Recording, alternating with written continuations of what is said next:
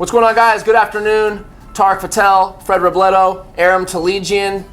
We are here again. Another week has passed. More thrillers, more winners, more losers. Some sitting at home. That's right. Some still practicing and getting that Thanksgiving practice you talked about last week, Fred. Not a lot of them practicing. We're going to talk semifinal matchups, and like I like to do, we're going to dive right in. Right. So, hey, first question. I'm not going to quite say this is a Thanksgiving edition, but for those that are watching, of course, have a great weekend or have a great week and a Thanksgiving this week, guys. Are the divisions watered down? Talk to me about some of the responses you were getting on social media. What kind of buzz was gathered? Right. Talk about that. Are the divisions watered down? You know, it's a good question because I was getting a lot of this on social media, and it's that that everyone gets a trophy comment is what I'm having. They're looking at two Mission Valley teams in the semifinals, something we probably never seen before. The Hacienda League has two teams in the semifinals, and look, of the 13 divisions, when you look at the San Gabriel Valley and Whittier, we've got 8 teams representing those 13 divisions. We've never had anything like that. So that makes it watered down? Well, I'm not saying it does, but I think a lot of people are looking at it and they're saying, except for these divisions, there's no way the Mission Valley would have 2 teams in the semifinals. If you were looking at this last year, Aram, you'd probably say if those teams were in what was the equivalent of the Mid-Valley division, that maybe Northview would still be alive. But Monrovia a few years ago, they might have still been alive. You would say San Dimas might still be alive, and San Dimas and South El Monte wouldn't. But my argument to that is I think CIF has done a really good job with these divisions. And if you really look at it, South El Monte in Division 13 is probably where they should be. And look, there have been no blowouts. You've had to win to earn those games. Arroyo in Division 12 coming back and the way they had to beat Sure last week. You've had to earn all of these games. So I think you look at it, and I was looking at all of the games we have this week, 8 out of 13 games. I was looking at Cal Preps to kind of see what their projections are in the final scores. And except for one game, all of them they have projected within a touchdown. Another really close semifinal matchup for all our local teams. So you can call it watered down if you wouldn't. That's not what I would call it. I think they're in divisions now that they can compete in. And this is what Aram's talked about over the years and just having a chance. If there are some teams that can make an argument that it sucks for them, it might be someone like Northview who had to move up to Division 8 when they really hadn't done anything the past few years. They would have been in Division 10 if not for these playoff divisions, and maybe they would have still been playing. But other than that, Aram, it's hard to make that argument. You look at Division 2, with Rancho Cucamonga and Mission Viejo going to Division 1. In normal years, that would have probably been your Division 2 championship. You squeeze them out and look at Division 2. None of those pairings are going to form. You got La Habra in the semifinals as what people are calling a 14th seed. So I think there's a lot of parity and there's a lot of good with these divisions. Yeah, this is literally the stupidest take I've ever heard in my life, that these divisions are watered down. Number one, there's 13 playoff divisions this year. There were 13 last year. So where's the watering down coming from? Number two, if you want to say that these SGV teams, these local SGVN teams, including the Whittier area, are alive because of watered down divisions, I just don't understand that. Why would it be improbable or not possible that 2 teams from the Mission Valley League would be alive in the semifinals? Yeah. One of them is 10-1. One of them one of them is 10-1. Yeah, they're both 10-1. South El Monte and Arroyo. Yeah. Why would it be improbable that both Charter Oak and Los Altos would be alive if they were in the same division? Yeah. One of them is what, 12-0, and the other one's 10-1, 11-1. Yeah. I don't understand. Like if you have these 11-1 teams that are, I could see this if these were 6-6 teams, maybe. But these teams are 12-1, or excuse me, 12-0, 11-1, 10-2. It's not ridiculous to think that they would be alive under any of the former playoff grouping circumstances. So this is just absolutely ridiculous. And La Habra, as far as they're concerned, they beat Oaks Christian. They beat Redlands East Valley. What they're doing is legit, no matter what division it is.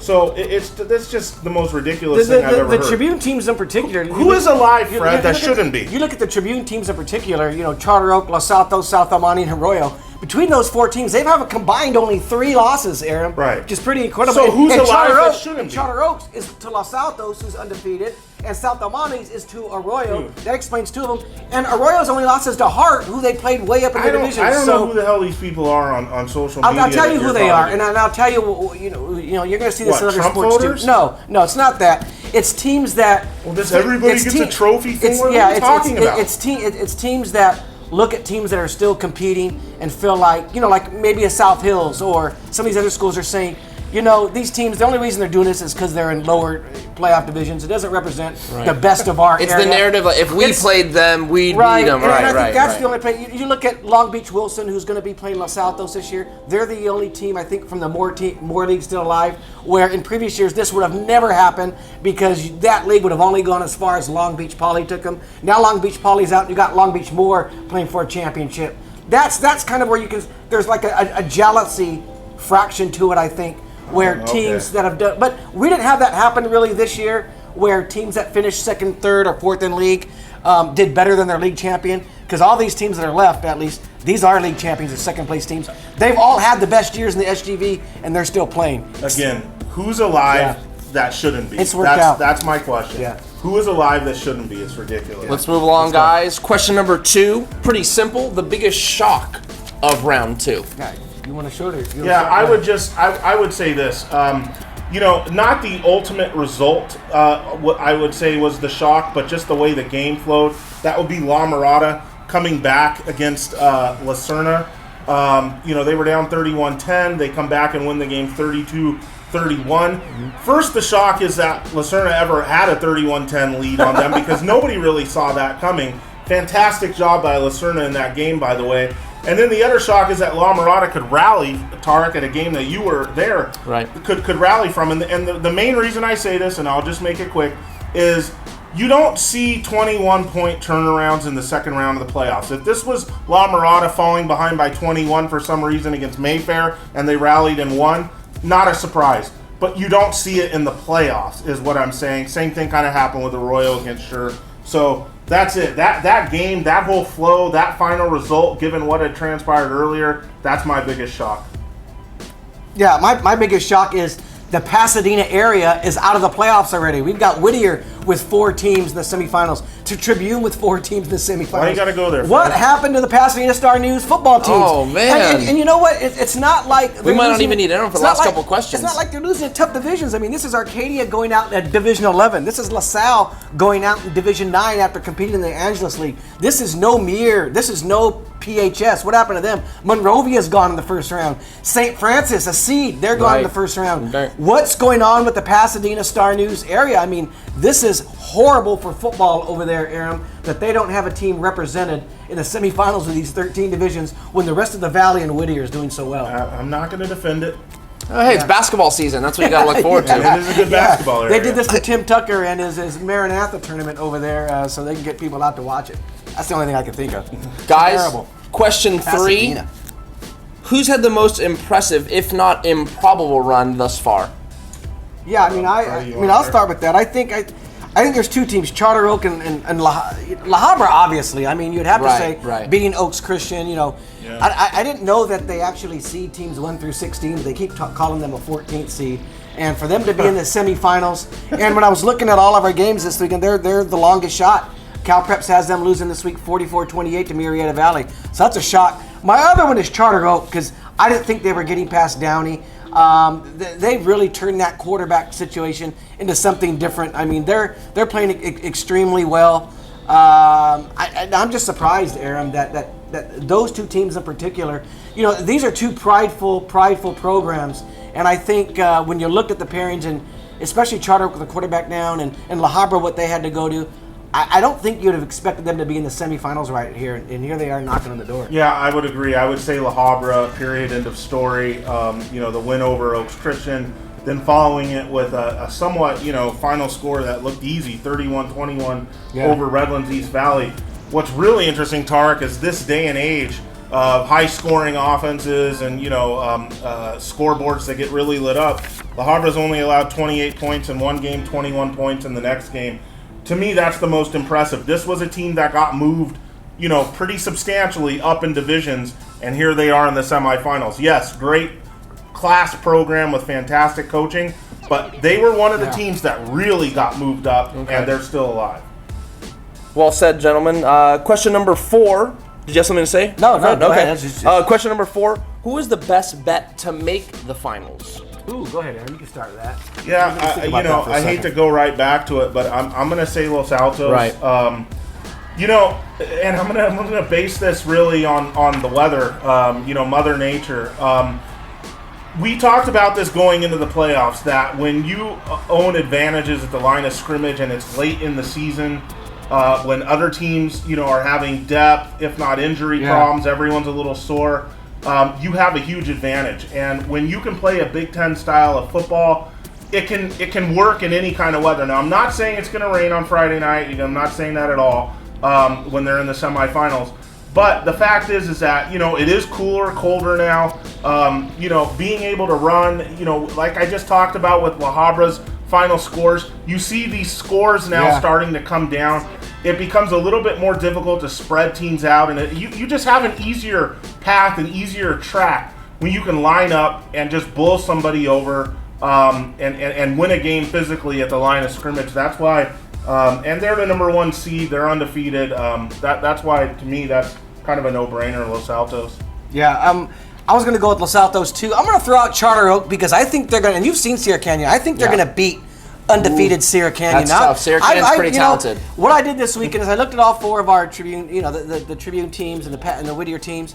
The Tribune teams in particular, I like them all. I mean, no one's going to have any signs up this week and say Fred didn't pick us, because I like all of our teams, and it's not homerism at all. I've kind of looked at this, and the one game I thought on paper Charter Oak's probably going to lose is this game against Sierra Canyon, but I think Downey was a better team than Sierra Canyon. When I look at Sierra Canyon beating Redondo in triple overtime, a team that was 7-5 was surprising me. I looked at their whole schedule. Their biggest win was over Paso Robles way back earlier in the season. Another team that was pretty good, but not super great.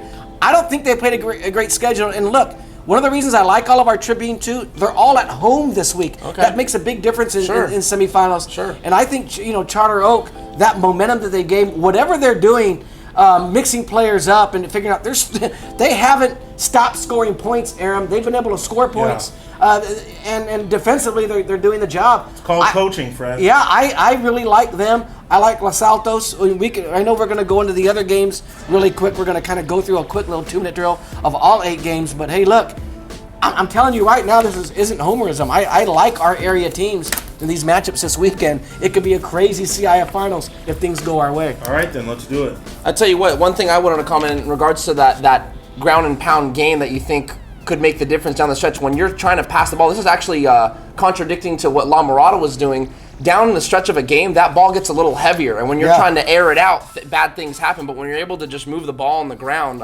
less air, What were your thoughts on Sierra Canyon? Because you told me you have seen them. And I haven't seen them. I haven't seen them this year, but I saw them a lot last year. They got a lot of returners. I know that their stud quarterback is injured, so they haven't had their quarterback all year, but they've been able to figure it out. Then I guess it's a wash because both teams had their stud quarterback. Well, their running back is Bobby Cole, who is a very, very, very talented running back who runs hard and runs really, really well. So that would probably be the number 1 guy that Charter Oak needs to look out for is Bobby Cole, the running back. Bobby Cole.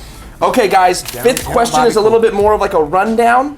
Okay. And basically, I'm going to give you the matchups that are remaining. You're going to give me a quick who's going to win in about 5 or 6 words. You guys ready? Okay, all right. Okay. Like 5 words, Fred. 5 words. Or less. It's hard for me to do that. Yeah, I know. Division 2, and I'm going to write them down. All right, I'm going to write down your predictions. Division 2, Murrieta Valley at La Habra. Fred, go ahead. Murrieta Valley, I think the luck has run out for the Highlanders. La Habra, defense. That's 3. Not of the 5. Same word. Look at you. Right. Division 3, La Mirada at Los Alamitos. La Mirada, Experience Machete wins out. La Mirada, heart, pride, trust. What is that? He's trying to stick to the 5 words. He's trying to. You don't follow La Mirada football. Machete on Twitter. Oh, I see. Okay. La Mirada fans will know what that is, yeah, and that's why I'm a guru. That's why I'm a guru. I hope they do. It ain't what you heard. Division 4, Sierra Canyon, Charter Oak at Charter Oak. Sea Oak, Brian Castillo. Charter Oak coaching. That's 3 words. Interesting. It's those 5 words or Well, less. the team is my pick. Coaching is the one word I use. Brian Castillo. Brian Castillo, man, the Magic Man. This is going to be a good game. I think this is the game I'll be at. It's Division 6, Long Beach Wilson at Los Altos. I got the Conquerors. Just, it's time. You have actually less to say, Freddie, when we look at your words. I don't like this. I'm going to say Los Altos. My less than 5 words is Big Ten football. Yeah. Division 7, St. Paul at Norte Vista. So this is a local team that's on the road, correct? Yeah. St. Paul. And forget this 5 words or less thing. Cal Preps has them a 1-point winner on the road. Really impressive. I like the Golden. St. Paul, I like the Swordsman. St. Paul already beat the number 1 seed. On a roll, okay. Angeles League. Here we go, guys. 3 more games. Division 11, Montebello at Valley View. Freddie? I got Valley View. I think it's a tough game for the Oilers, on the road. Montebello, Brian Zavala's defense. Yeah. Not this time. Ooh. Division 12, guys. Sigerstrom at Arroyo. Yeah, I got the Knights. I think it's they're playing well enough to win, Aaron. There's a lot of confidence going with them right now. Arroyo, offense and defense really working. So both Arroyo? Yeah. And the last one, guys, is Rancho Christian at South El Monte. Surprisingly enough, on paper, Cal Preps has South El Monte losing this game really close. But I'm going to go with South El Monte with that game at home. 2 Mission Valley League teams in the finals. I can't believe I'm predicting that. Yeah, South El Monte, 2 words for you, Saltovar. Yeah. I thought you were going to say don't doubt the South. No, that's a good one, too. That's a good one, too. To tie this one down, I would say, we were in the email thread and I said I'd throw it out there. That's a lot of Homer picks. What is your favorite Thanksgiving dish? Oh, pumpkin pie. I forget. Oh I'm a dessert guy. What are you gonna tell me? Everyone's gonna say turkey. What else? What are you gonna say, Aaron? Well, it's not. I know this will come as a shock to pumpkin a lot pie. of people, but this isn't really one of my favorite meals. I'm more of like the Asian persuasion, Italian. So you Japanese, do something completely different for Thanksgiving? Mexican, You order a pizza? No. The family does the whole turkey thing. I go with stuffing. For obvious reasons. Yeah, you know what? I could have predicted that. Guys, thanks again. We're heading into the semifinals. I'm sure we'll be back. Clearly, there will be some local teams in championships, and we'll be back to talk about that. Once again, Tarek Fattal, Fred Robledo, Aram Tolegian. Thanks for tuning in. Thanks for watching. We'll see how it shakes out.